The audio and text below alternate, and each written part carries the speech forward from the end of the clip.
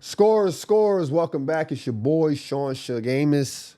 Man, listen, man, I missed y'all, man. We took a day off, had some personal stuff. Couldn't get to the live, but we back. We here.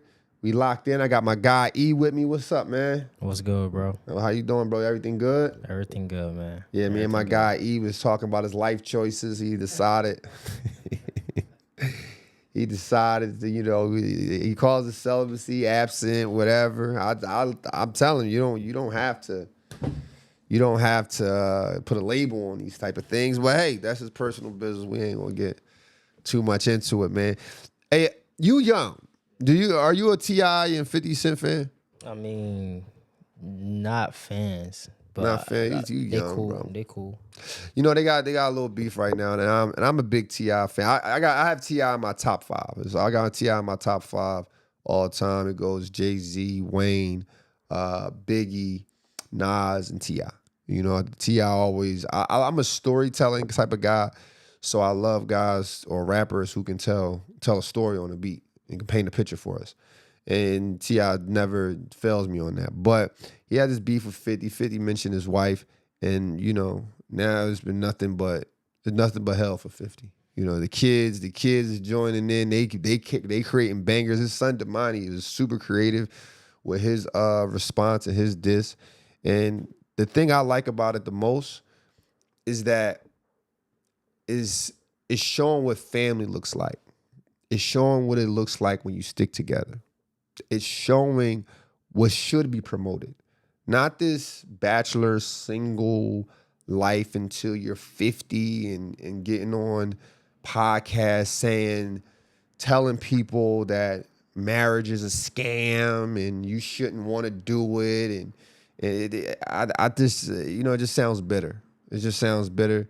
And people follow it. There are people with 9 to 5s. And they're like, I don't want to get married because she might take everything I have. But the reality of it is that shoot, you get married, you have kids and stuff like that. That should motivate you. That should inspire you. That should make you want to think more creative. Sometimes you need a wife. You need all those things. Like I was just talking to my guy right here, my guy E, and I was telling him like, yeah, it's okay to have fun. It's okay to have fun in your life. Right? Like you young, it's a time to be young. You don't gotta rush it. You don't gotta do what everybody doing, but just know like when it should end. Just know when it should end. And it looks like T.I. took the grown man approach and took care of his family and take pride in his family, while 50 is still taking a little boy approach and trying to shy away from responsibilities and talking down on people and kicking people while they down. So I definitely like the battle, but I definitely like what the battle displays. It displays 2 different mindsets. So 50 is respected. I got nothing but love for 50. I like him as a businessman. I like him as an artist. I used to listen to his music when I was preparing for games when I was in high school. You know what I mean? He had me thinking many men was after me, but nobody was really after me. I used to be right before the games. I got the earphones on, man. They, get me pumped up. But at the end of the day, man, sometimes you gotta grow up. You gotta grow up, and you gotta do better. Lamar Odom, man, he was man. Lamar Odom back in the news, but he's in the news because he wanted to be in the news. He was on the Cousins podcast. Shout out to Tracy McGrady and Vince Carter. And he's talking about his Snow White summers. You know what I'm talking about. And here's the thing for me, right? I understand it's a story. And I was hoping when I heard it, he would go dig a little deeper into the story where he actually talked about him evolving from this incident. But he kind of just talked about the story and just moved on. Like he just talked about the part where he was doing coke in the summer. He went to the brothel, got drugged, and I'll get into that in a second. And then they just moved on to the next subject. But my thing is that doesn't motivate anybody. That just makes you look crazy. And to me, it didn't even sound like the original story. The original story, I just thought he was in there all week and he was partying and he just was on coke and then boom, he's in the hospital. But his story was he came into a room, he took a drink, whatever. After they charged his car $75,000, he passed out, then woke up in the emergency room. Now the issue with that is one, he also added he just got divorced from Chloe. It just sounds like they lined him up. It sounds like they set him up. In my personal opinion, it sounds like he made a phone call. Yo, I'm on the way I'm coming to the brothel. I'm on my way. And the people from the brothel said, yo, Chloe, he on the way. Now listen, this is just me creating a story here, okay? But you guys let me know. Yo, Chloe, Lamar on the way. He on the way? After he been cheating on me, he gonna do it again? Hey, take care of it. Push the button. Take care of it. They get him a drink. They give him a drink. They take care of it. But they ain't know he was 6'10". He been playing basketball his whole life, so he got a strong heart. They took $75,000 out of it. He went to the hospital. Now, when it comes to trying to get money or, trying to figure things out when it comes to stuff, he can't even do that. Why? Because now he just looked like a dude who partied too much. The dude who they said he was. The dude who she divorced. And she was right there by his side just to make sure it looked good for her. But that's just my opinion. That's just my take on it. But I just didn't like the way he gave us that story, man. So E, got a question for you, bro. Do you think the average fan really know basketball? The average fan knows basketball. Yeah, you think they know basketball? Do you think they know what they're watching? Yeah, I would say that. I would like to think that they know what they're watching. You think so? Yeah. Blake Griffin talked about this. Blake Griffin talked about how fans don't watch the game. They don't know what they're seeing. So he doesn't like to talk to fans about the game. And I agree with him. There's too many people who discount what it takes to understand basketball because they play basketball to some extent. I think everybody has played basketball before, right? So everyone has some level of critique. There's a lot of people who coach their sons or daughters' teams, so it's a lot of critique. But when you watch basketball, you're really watching, like especially on a professional level, you're really watching men with jobs. You're watching men with jobs, right? Like, because, like I watched this on $1 Million Worth of Game. Steven Jackson was talking about if you a third option, fourth option, you can't go out there shooting like you the first option. So everyone has a job on the court. So, but when it comes to the fans, they're looking at you or the player like a Blake Griffin, like, yo, he should have did this, and he should have been here, he should have been this. But the reality of it is, bro, that wasn't his job. That wasn't his job to shoot better threes. That wasn't his job to push the basketball. That doesn't mean he doesn't have a handle. That doesn't mean he can't dribble. It just wasn't his job. He had a Jamal Crawford, a Chris Paul on his team. It wasn't his job to do those things. And no one said this, but I'm just saying it just as an example. I'm giving an example of understanding your roles and understanding your jobs. And just because players are not scoring or not getting the stats that people think they should get doesn't mean they're bad players. It just means that sometimes the situations don't call for that. Sometimes they're not in a flourishing situation like the people you compare them to, like the legends you compare them to. And then when it comes to like YouTube, right? Like the guys like, I can watch it on YouTube and see things on YouTube. I understand it. I get it. I think YouTube is great. I think YouTube is amazing for us to go back and watch some of the games. But let's be real. like that doesn't tell all the story. Like if you're watching somebody's best game or you're just watching the highlights, that doesn't tell the full story of the energy of the game, the flow of the game. So I understand what Blake Griffin is saying when he says he doesn't converse with the casual fans when it comes to basketball because people really genuinely just don't know basketball. And when it comes to, you got something for me? Oh, no, I'm done.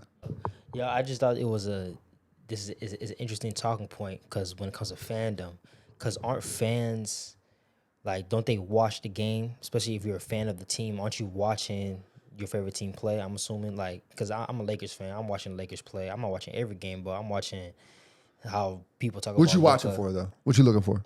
I'm watching to see how I'm watching the game. I'm watching. Are you looking? But are you more tuned in because you want to see like somebody score more points? I want to see my team win. You want to see your team win? Yeah. All right. Do you go to concerts? Nah, I'm not. All right. When we at concerts, right? Mm-hmm. When we at concerts, we singing a song. We don't know. We just singing a song. We just look. We just entertain, right? Do you go to concerts and say to yourself, or say about the concert, they should have put the lights over here, and then they put the right? I don't know. The reason why you don't do that is because you never performed on stage. So you just being entertained. But you don't know the practice it took for them to get to that point of performance. Same thing when it comes to basketball. Basketball, we all have a critique because, well, a lot of us have a critique because we played it. But you don't know what the energy like in a locker room. You don't know, like, for instance, I give an example. Bones Highland scored 15 points in the first half. He averaged about 3 points in the last six or seven games, right? But at some point, I think he finished the game like 17 or 19 or some shit like that. But the reality of it is that was your first half. This Anthony Edwards time now. This is the second half, brother. He gets paid this amount of money. We're not interested to see you score another 15. We know you scoring another 15 ain't going to win us this game. Anthony Edwards scoring us this 15 is going to win us this game.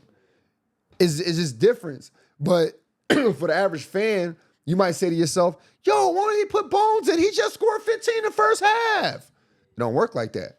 So that's what I'm saying. Like, yes, as a fan, you're enjoying the game. You're enjoying the game. But this is business. This is his man's job. Like, these guys getting paid $40 million. The coaches getting paid $10, $15, $20 million a year to make sure the performance of the team is up to par for millions of people to watch on a daily basis. You don't got time for that. Nah, I feel like that's insider stuff though. That's going. You don't think there's levels of fandom like. But that's what keeps the fans though, like the inside stuff. Like even with like movies, right? Like I wrote scripts. One of the main things of writing a script is every scene has to have conflict. Every scene, even if it's as small as someone trying to find a pen to sign a name on a check, is a conflict, right? That keeps you locked in. How you gonna find the pen? How's it gonna? They need everything has a formula. It has a formula. Yes, it's an insider, but it's a formula to this, to why you want to go to a game, why you want to go to a Laker game. Why does a Laker game cost more than a Clippers game and is in the same city? You get what I'm saying? There's a formula in this. Why? Because the Lakers are going to get the big-time players. They're going to get the big names. The big-time people going to come to these games. They could have easily just did that for both teams and had a crazy market. But it has to be an underdog. It has to be a drama in it. It's all a formula. But that's all like you got to be in the like the movie writing script. Like you went to school to write scripts, so now you understand when you watch movies. You understand what you're watching. Not people play basketball, so they do have a type of critique. But when it comes to like he makes X amount of dollars, he makes X amount of dollars. That's like insider stuff. That's like that's a different. I feel like that's a deeper understanding. But is that deep though? But it's that deep. It does get that deep, but I feel like you got to explain that to people who don't know it. Like you can't just not The talk to average fans. fan don't understand that. Like when I was watching basketball and I was in high school, I didn't know what Allen Iverson made. I didn't know what Eric Snow made. I didn't know what Aaron McKee made. I just knew Allen Iverson was the star of the team, and that's who we pay to see. That's who we come to see. We want to see the star of the team. He dropped 45. He on a tear. I'm hoping if I go to this game, he scored 50. So it rolls into it, and everyone has a job. You know what I mean? So speaking of jobs, Deandre Ayton says they trying to turn him into a Clint Capela. Clint Capela, excuse me. Now, here's the thing. He said it is as if it was a diss. You should want to be a Clint Capela. When you run in the court, you putting pressure on the defense. When you hustling, you getting extra points. The problem is Clint Capela wasn't a number one pick. DeAndre Ayton was. DeAndre Ayton was the number one pick. But you're not a number one option on this team. And you got to be okay with that, big dog. You got to be okay with that. But this is a fine example of when people don't want to buy into their role. They don't want to buy into their role. So what I mean by that is this. If DeAndre Ayton said, you know what, I accept my role as a Clint Capela. You're going to get more blocks. Now those 8 rebounds you get a game, they go up to 14 rebounds, 13 rebounds because you want that role. Now those points go up. That 12 points you scoring, now it goes up to 18, 20 points. Why? Because you hustling, you getting the tip ins, you running the floor, you getting the lob passes now. You're not sitting on the elbow trying to get your 18 points like you did with the Phoenix Suns when they said you was the number one option for them. You can't get it that way anymore. So when I see guys like this, I say to myself, here's a guy who's ruining the team because of his ego. They got to put D.A. Crunk juice on his water bottle so he gets hyped up. You're on a potential championship team. I don't think they can win a championship this year, but if he played better, I think it'd be a different story. I think if DeAndre Ayton was running the court and putting pressure on the rim, it'll open it up for some of the shooters because the defense will collapse. If we had Clint Capela on this team, on the Lakers team, I think No. You don't think so? Nah. You don't think if we had not this not stage. this, I'm talking about if you got prime Clint Capela, who was the Houston Maybe. James Harden. I mean, maybe. I say maybe, but Huh? I say maybe. You don't think it'd be Because a different look? DeAndre Ayton is not a bad player. He's not a bad player, but he's not a. Clint Capela never gave you 18 points. But he gave what Capela provided at that time. Has Clint Capela ever gave a team? Let me look this up. Has Clint Capela ever gave a team 18 points? I don't think it's about the point production. I think you need it though. I think you don't- need that threat because DeAndre Ayton can stretch the floor. DeAndre Ayton is not even giving us 18 points. He's giving you 12, but he's giving you 12 with two of the greatest centers. Two of the greatest players of all time.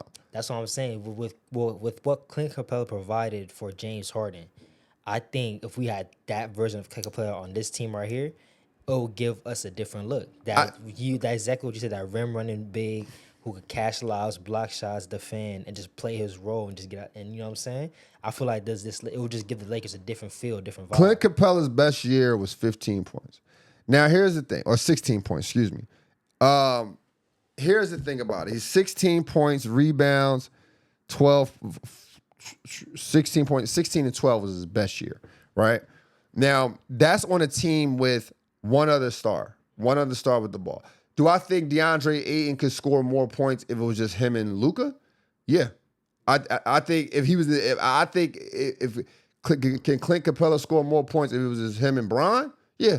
Him and Brown maybe, but with what Luka, I'm looking at what Luka like, what bigs work well with Luka, and I keep going back to Daniel Gafford from the Mavs. I feel like that was a Daniel Gafford and the other rookie that he had, Lively. I feel like those are two bigs that worked extremely well with Luka, right? And I feel like Clint Capela mimics that, and DeAndre Ayton, he's more he doesn't mimic that type of mold. You feel me? I mean, here's the thing though. I think it's the different. So this is the issue that he has though, right?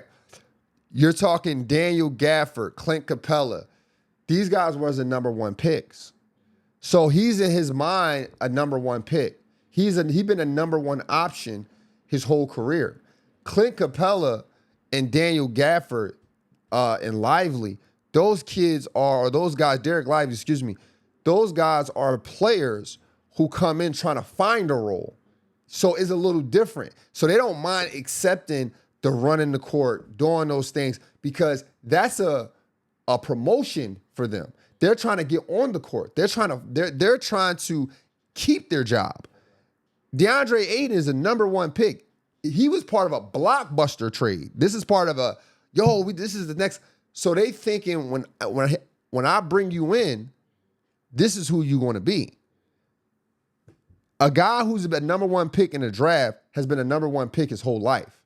He don't know anything outside of being that guy. Like Lively wasn't the guy at Duke. He wasn't the main focal point at Duke. So therefore, he understands roles. He understands what I'm going to do, what I need to do. Ayton was the number one guy coming in. So they looking at him like, or he's thinking that it's a partnership. He thinks it's a partnership. No, bro, this is your job. And that's going back to that. Like, don't you think it's time for him to evolve? Because he was, I don't want to say he was almost at the lead, but he took a discount. Evolved to what? Involve his role, because Lakers picked him up at a discounted price.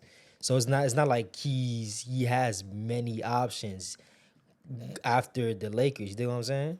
Here's my thing: is DeAndre Ayton's been in the league since 2018. So he's about 8 years in, right?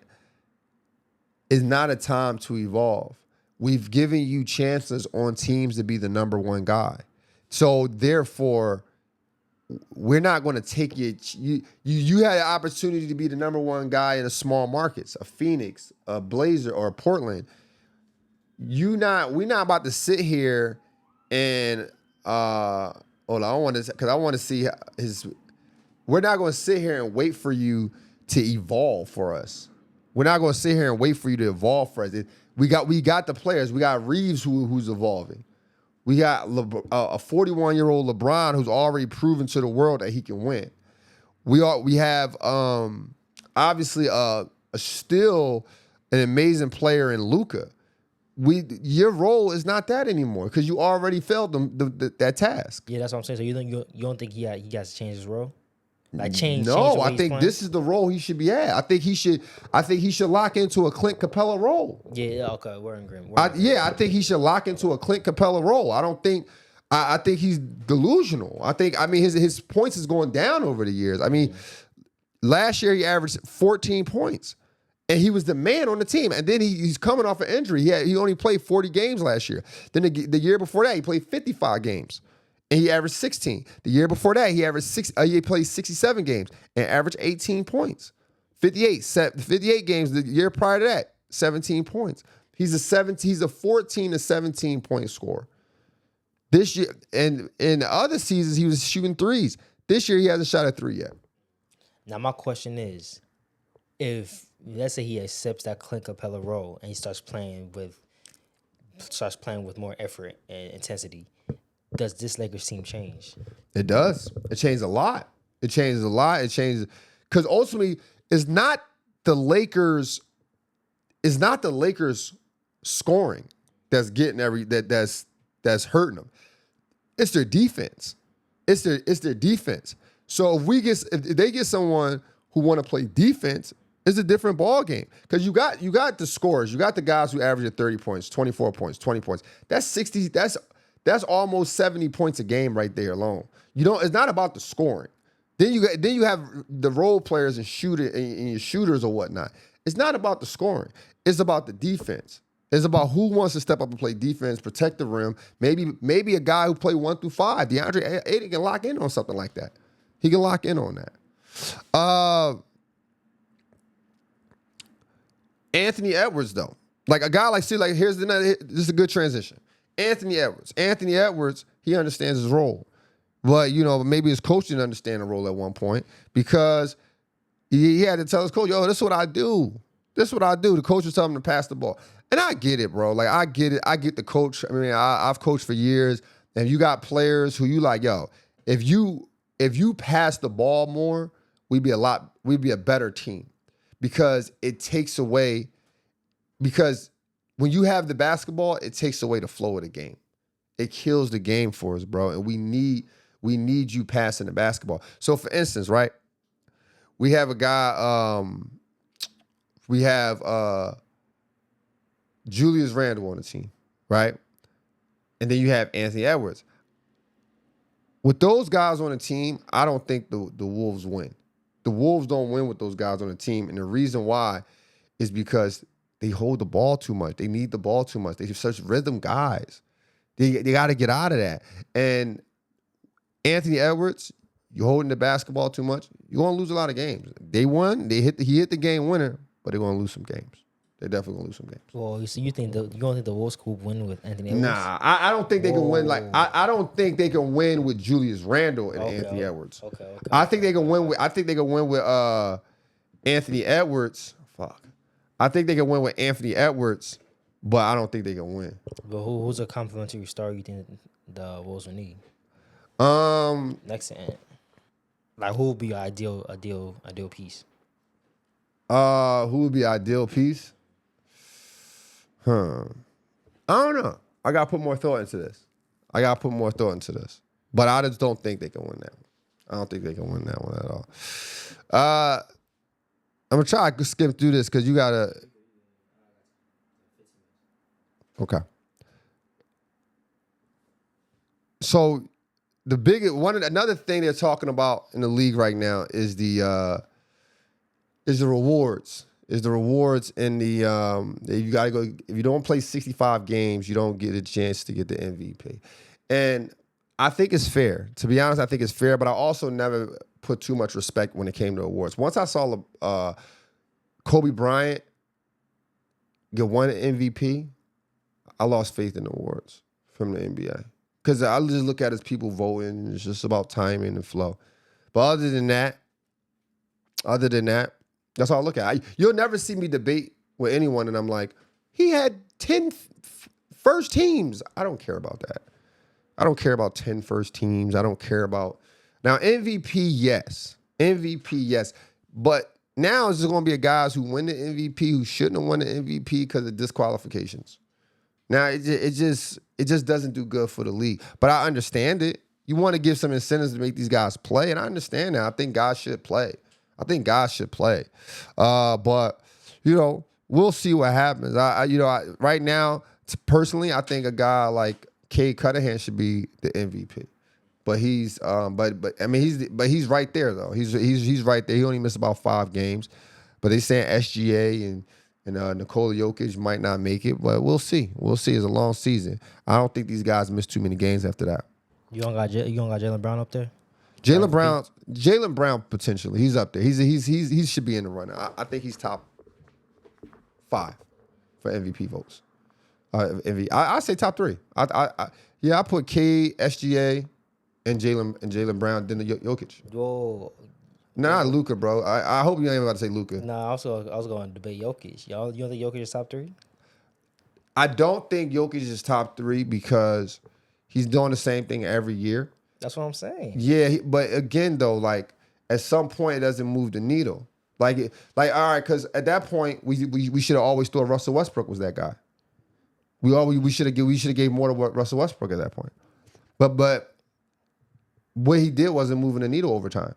But Jokic I would debate he is moving the needle because it's not like his teams are like drastically under. They perform at the same level each time. Yeah, every year they lost, it was always in the game 7.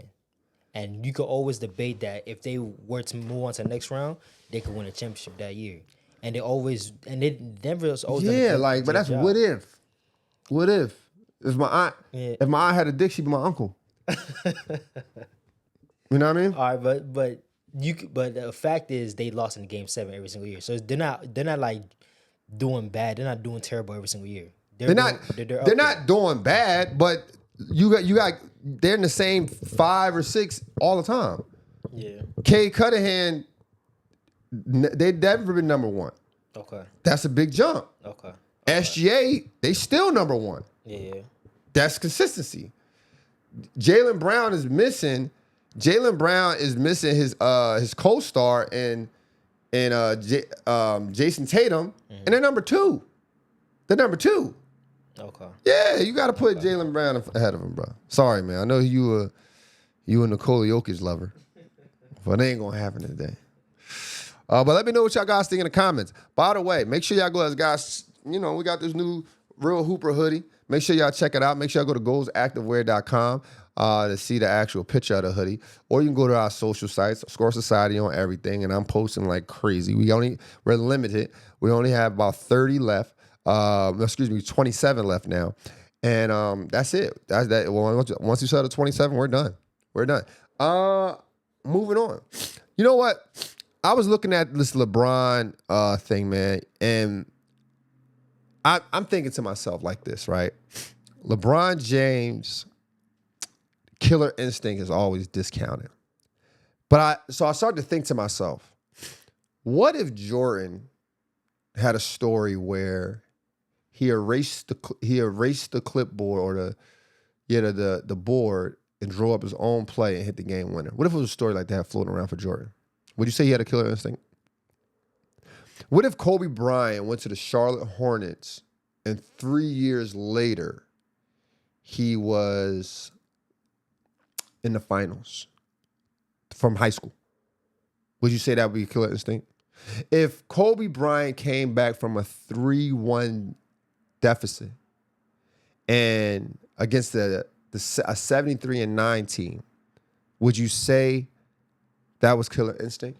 If Michael Jordan scored 23 points straight in a closeout game to win, would you say that was killer instinct? If Michael Jordan had a 24-16 record against Larry Bird, Magic Johnson, any of those guys, would you say that's a killer instinct?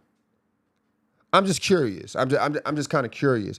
If Kobe Bryant had a fallout with the Bus family and went to another team and won a championship there, and no matter who's on his team, he was the number one guy. Then went somewhere else and won another championship. Would that be considered killer instinct to you?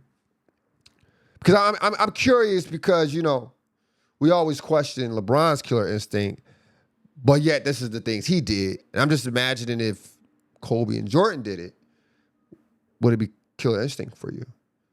I'm just curious. You know, I had to ask this question because I think that's important for you guys, for me to know, because I'm just trying to understand the mindset behind all this. Because you know, we talk about the super teams and forming super teams, but at the end of the day, right? AAU is a super team. You want your high school to have a super team. Colleges, they want the best players. Since when is it?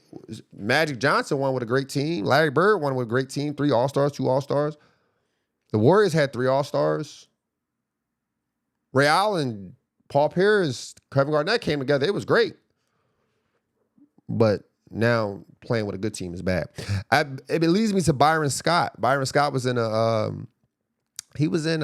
interview and they asked him, yo, should LeBron leave after this year? He's like, yeah, he should. I mean, listen, brother, who else, where you want to go, where you want to take him? Who are y'all looking at that's going to replace LeBron? Having LeBron with the Lakers, who'd y'all miss out on? You do realize if LeBron James never went to the Lakers haven't won a championship in 16 years at that point.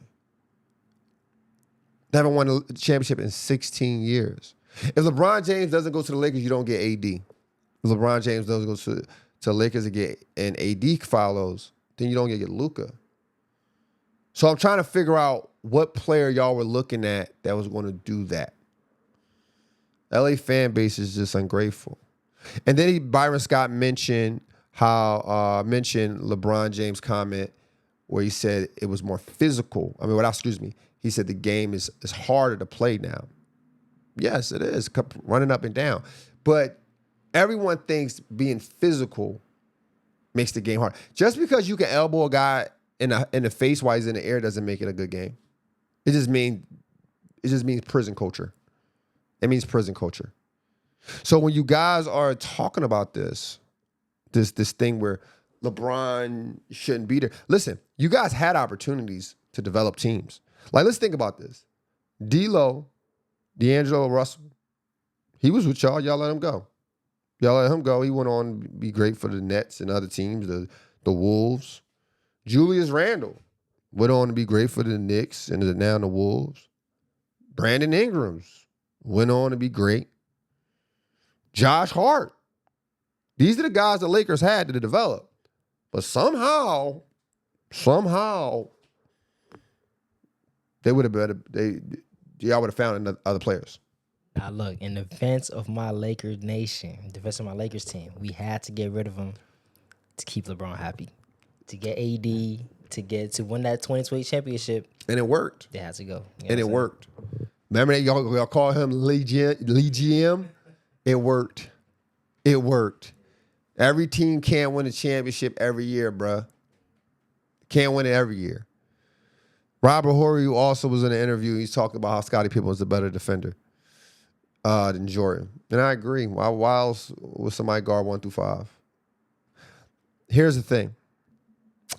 I don't like the narrative that y'all put on Scottie Pippen. Oh, he wouldn't have been this without Jordan. Shit, we don't know if Jordan would have been that without him, if I'm being honest.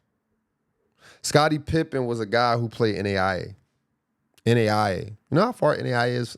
NAIA? And you know what NAIA is? It's not NCAA. Whole different league of his own. Came in as 6'2" as a freshman. Left out 6'7", 5th overall pick in the league. That's work ethic. As a former player who worked hard, my defense was the vocal point. That's how you get in the game. That's how you get your name known. Defense. So there wasn't no, Michael Jordan had to show him. He didn't show him. It was just a great time and great combo. So Robert Horry is correct. Let me know what you guys think in the comments, though. Do you think Jordan carried Scottie Pippen? Do you think Byron Scott is right?